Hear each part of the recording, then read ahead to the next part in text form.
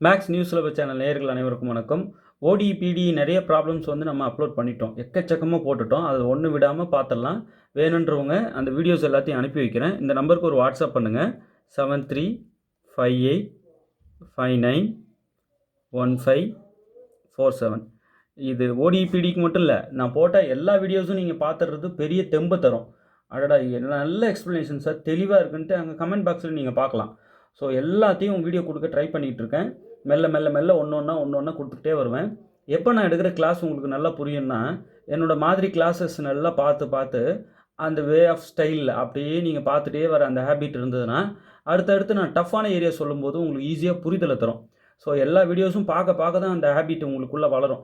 எப்படி அப்ரோச் பண்ணணுன்ற அந்த ஸ்கில்லே உங்களுக்கு கிடைக்கும். அடுத்த வீடியோ அப்லோட் பண்ணாலும் ஓகே அப்படின்ற அந்த அந்த ட்ராக் அப்படியே போயிடுவீங்க. ஸோ எல்லா வீடியோஸும் பாருங்கள். சார் நான் எல்லாமே தெரியும் சார், எனக்கு தெரியாது இல்லைன்னாலும் நம்ம ஒரு ப்ராப்ளம் தெரிஞ்ச ப்ராப்ளம் தான் போடுறேன், அது எனக்கு தான் தெரியுமே ஏன் பார்க்கணுன்னு விட்டுறாதீங்க. என்ன ரீசன்னா, உள்ளே நான் அதை டீச் பண்ணும்போது சின்ன சின்ன விஷயங்கள் நிறைய சொல்வேன். அந்த விஷயங்கள் எல்லாம் உங்களுக்கு மேக்ஸ் தான். அது அத்தனையும் நீங்கள் தெரிஞ்சு ஒரே ஒரு ப்ராப்ளம் போடுறேன், ஒரே ஒரு வீடியோ அதுன்னு நினச்சிக்காதீங்க. அதில் டீச் பண்ணுறதன் மூலயமா நிறைய விஷயங்கள், மேக்ஸ் விஷயங்களை உள்ள ஒரு ஸ்டேஜும் நான் எக்ஸ்பிளைன் பண்ணும்போது சொல்லி எக்ஸ்பிளைன் பண்ணுவேன். ஸோ அதெல்லாம் உங்களுக்கு நீங்கள் ஒரு ப்ராப்ளமாக பார்க்கும்போது கிடைக்காது இல்லையா? அதை நல்லா ப்ளே பண்ணி பார்க்கும்போது தான் தெரிய வரும். நிறைய உள்ளே வந்து வீடியோ ரன் ஆகிட்டு இருக்குன்னு நினச்சிக்காதீங்க. உள்ளே நிறைய விஷயங்கள் கண்டென்ட் ஒன்று சொல்லியிருப்பேன். இப்போ ஃபஸ்ட்டு வீடியோ 15 மினிட்ஸ் வீடியோன்னு ஒன்று வச்சுக்கோங்க. 8 மினிட்ஸ் வரைக்கும் ப்ராப்ளம் டீச் பண்ணிகிட்டு இருந்தது நான். 9வது நிமிஷம் 10வது நிமிஷம்லாம் நிறைய வேறு கண்டென்ட் உள்ளே சொல்லுவேன். ஸோ எந்த செகண்டும் நீங்கள் வீடியோவில் ஸ்ப்ளிட் பண்ண வேண்டாம்னு சொல்கிறேன். ஒரு 2 செகண்ட் 3 செகண்ட் தள்ளி அதுக்கப்புறம் வீடியோ பார்ப்பீங்க இல்லையா? அந்த மாதிரி ஒரு செகண்ட் கூட தள்ளாதீங்கன்றேன். ஃபுல்லாகவே வீடியோ பாருங்கள். நிறைய விஷயங்கள் மேக்ஸ் ரிலேட்டட் விஷயங்கள் சொல்லுவேன். அதெல்லாம் உங்களுக்கு பெரிய சப்போர்ட்டாக இருக்கும். அடடா எந்த ப்ராப்ளம்னாலும் கொடுங்க, நான் சால்வ் பண்ணிடுவேன்ற அந்த உணர்வை தரும். ஸோ எல்லா வீடியோவும் பாருங்கள். நான் யூனிட் வைஸ் போட்டால் தனித்தனி வீடியோ பிளேலிஸ்ட் உங்களுக்கு அனுப்பி வைக்கிறேன். இந்த நம்பருக்கு வாட்ஸ்அப் பண்ணுங்கள். Okay sir, sent videos all the videos அப்படின்னு சொல்லிட்டீங்கன்னா மொத்தத்தையும் உங்களுக்கு நான் தட்டி விட்டுருவேன். தனித்தனியாக ப்ளே பண்ணி நிம்மதியாக நிதானமாக பாருங்கள்.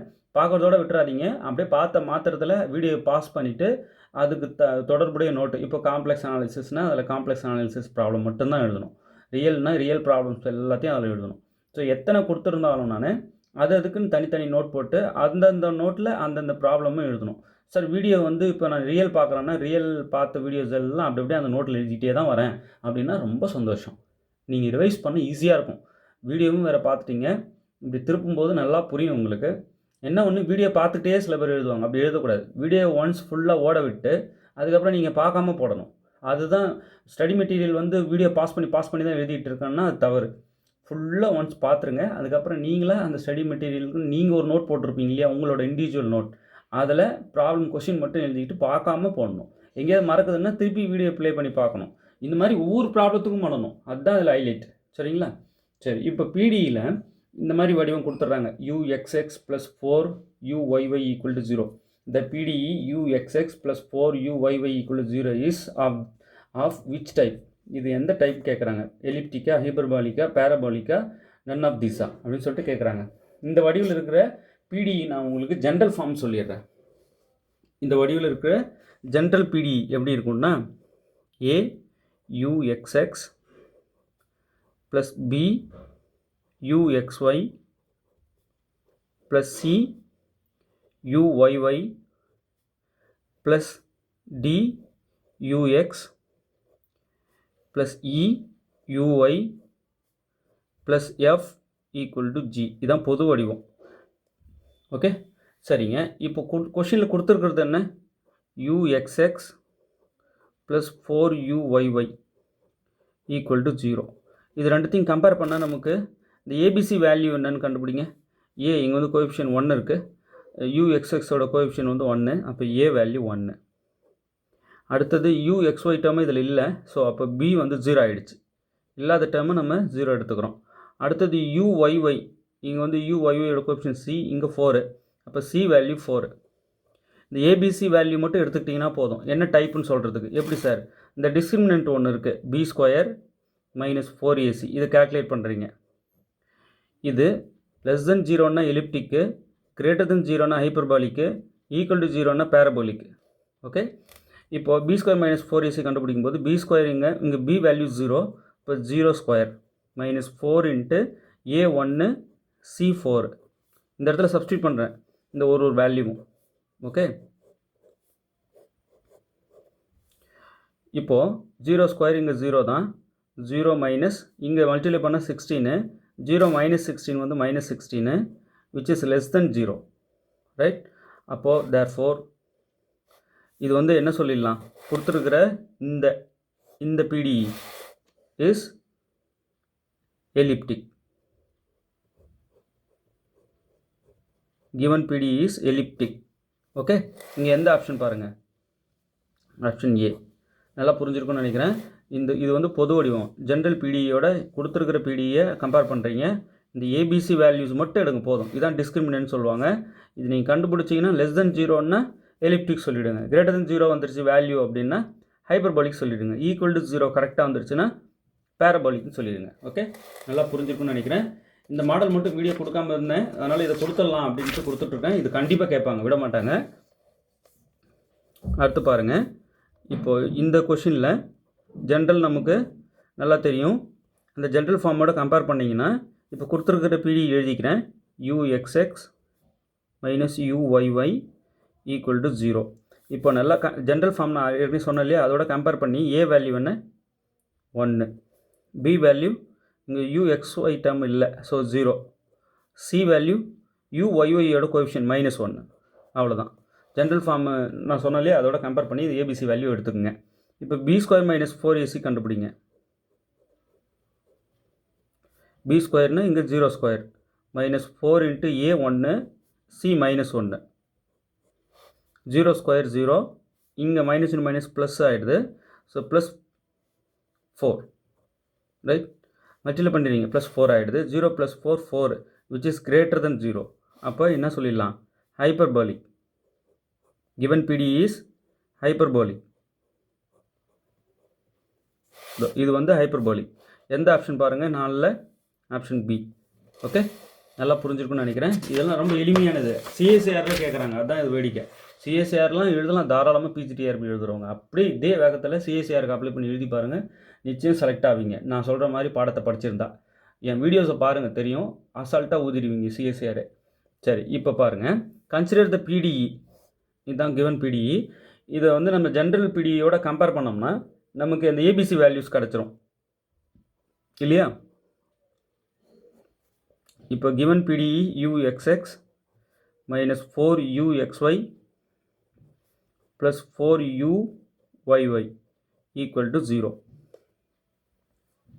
ஓகே, சரி. இப்போ A வேல்யூ என்ன, இதனோட கோஎஃபிஷியன்ட் 1, uxyயோட கோஎஃபிஷியன்ட் தான் B வேல்யூ என்ன -4, C வேல்யூ என்ன uyyoட கோஎஃபிஷியன்ட் தான் C, அப்போ இங்கே 4 + 4 ABC கிடச்சிருச்சு. இப்போ B² - 4AC கண்டுபிடிங்க.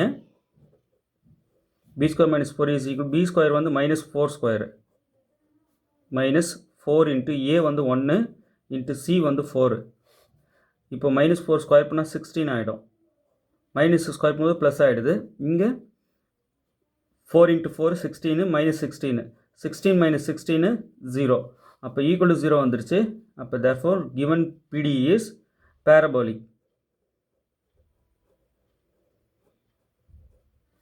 ஓகே, இப்போ பேரபாலிக்ன்றது எங்கே இருப்பாருங்க, ஆப்ஷன் பி. நல்லா புரிஞ்சிருக்குன்னு நினைக்கிறேன். இந்த மாடல் நிச்சயம் கேட்பாங்க. சரி, சில நேரங்களில் இப்படி கேட்காம இப்படி கேட்டு விட்ருவாங்க. பாருங்கள், ∂2u ∂x ∂x. Okay, ∂2u ∂x² அப்படி டேரெக்டாக கொடுத்துருவாங்க. -4 into ∂2u ∂x ∂y. Okay, அடுத்தது இது எப்படி கொடுப்பாங்க, 4 இன்ட்டு ∂2u ∂y², இங்கே x² கொடுத்துருவாங்க. 2 டேர்ம் இப்படி கொடுக்காம x² கொடுத்துருவாங்க ஈக்குவல் டு 0. இப்படியும் கேள்வி வரும், அதனால் நீங்கள் கன்ஃபியூஸ் ஆகிடக்கூடாது.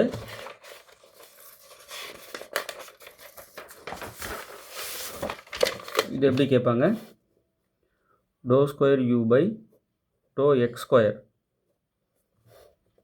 இதுக்கு தான் அர்த்தம், -∂2u ∂y² ஈக்குவல் டு 0. இப்படியும் கொடுப்பாங்க, நீங்கள் கன்ஃபியூஸ் ஆகி விட்டு வந்துடக்கூடாது. சரிங்களா, நான் uxx தான் சொன்னேன். இது என்னென்ன யூவை டிஃப்ரென்ஷியேட்டிங் வித் ரெஸ்பெக்ட் டு எக்ஸ்னு 2 தடவை டிஃப்ரென்ஷியேட்டிங் வித் ரெஸ்பெக்ட் டு எக்ஸை 2 டைம்ஸ் பண்ணுறோம். இங்கே differentiating with respect to y பண்ணுறோம், ஆனால் 2 டைம்ஸ் பண்ணுறோம். பண்ணதே திரும்ப பண்ணுறோம் differentiating with respect to y. இங்கே டிஃப்ரென்ஷியேட்டிங் வித் ரெஸ்பெக்ட் டு எக்ஸை 2 தடவை பண்ணுறோம். அதுதான் இங்கே எழுதியிருக்கேன். ஓகே, சில நேரங்கள் கொஸ்டின் எப்படியும் கொடுத்துருவாங்க. நீங்கள் என்ன பண்ணிடக்கூடாது, உடனே ஐயோ இது நமக்கு தெரியாதுன்னு நினச்சிடக்கூடாது.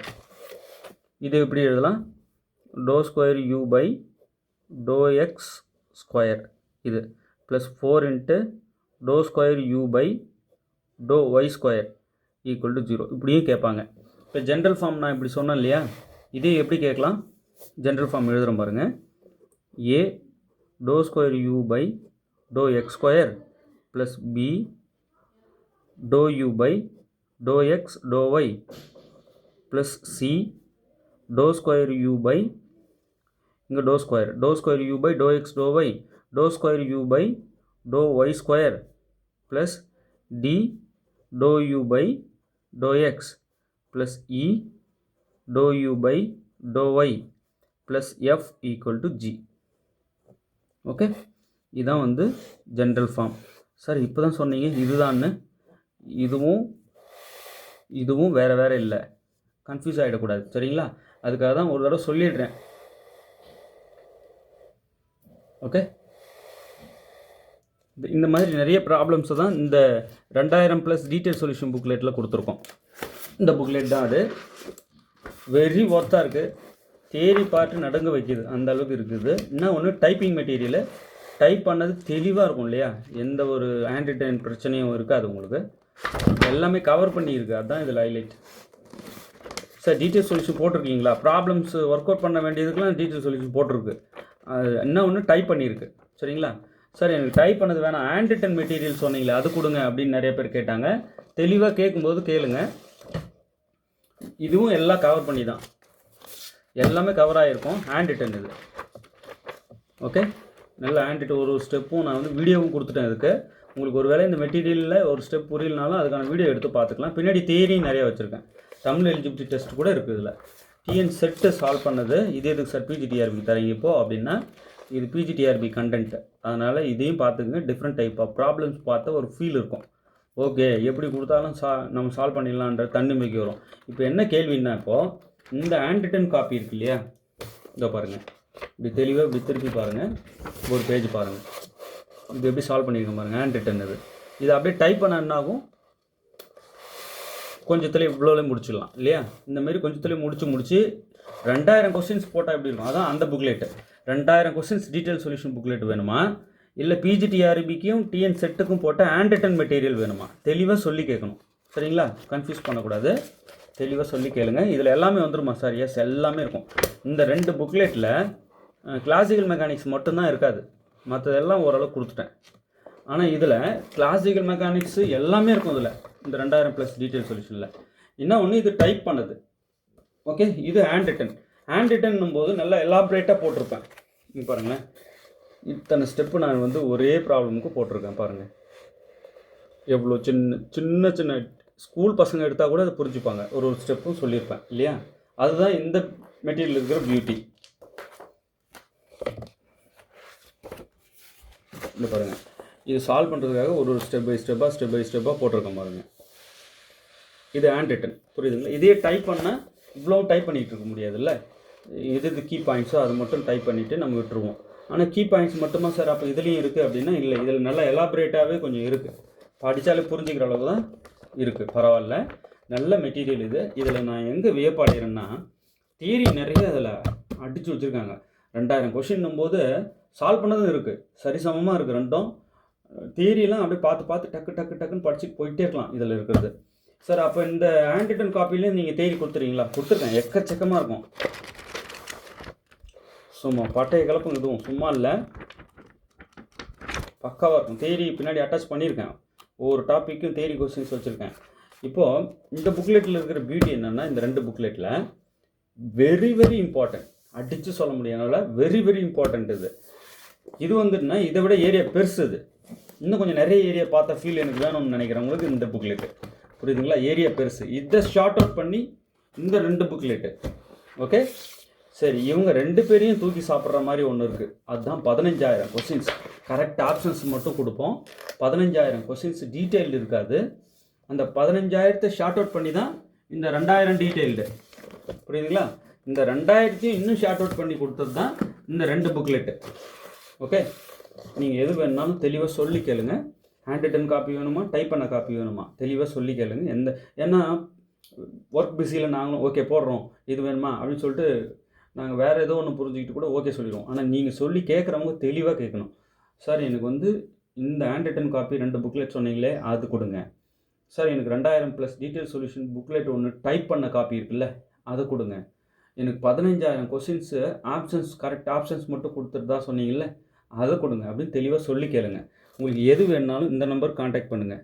7358591547 இந்த நம்பர் காண்டாக்ட் பண்ணுங்கள். ஓகே,